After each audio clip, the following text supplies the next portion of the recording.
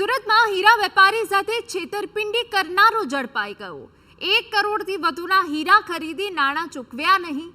45 થી 60 દિવસમાં નાણાં આપવાની શરતે હીરા ખરીદ્યા હતા। આરોપી પેમેન્ટ ચૂકવવા માટે સતત વાયદા કરતા હતા। વેપારીએ ઉઘરાણી કરતા આરોપીએ નંબર બ્લેકલિસ્ટમાં નાખ્યો હતો।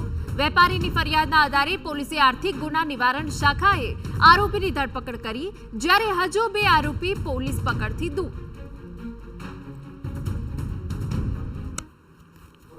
રિસન્ટલી છેલ્લા 15 દિવસથી સુરત ખાતે વેસુ વિસ્તારમાં કોઈ એક ફ્લેટમાં ભાડે રહેવા આવ્યો હોવાની ચોક્કસ હકીકત આધારે આરોપી જીમિત સવાણી, જે મુખ્ય આરોપી છે, એને પકડી પાડવામાં સુરત ઇકોનોમિક ઓફેન્સ વિંગને સફળતા મળી છે। આરોપી જે છે એ રિસન્ટલી છેલ્લા 1 વર્ષથી એ આ જે બનાવ બન્યો ત્યારબાદ અમદાવાદ ખાતે કોઈ કંપનીમાં જોબ પર લાગી ગયો હતો અને છેલ્લા 15 દિવસથી સુરત ખાતે આવીને અહીંયા ભાડે રહેવા માંડ્યો હતો અને આરોપીને જીમિત સવાણી છે એને પકડી પાડવામાં આવ્યો છે।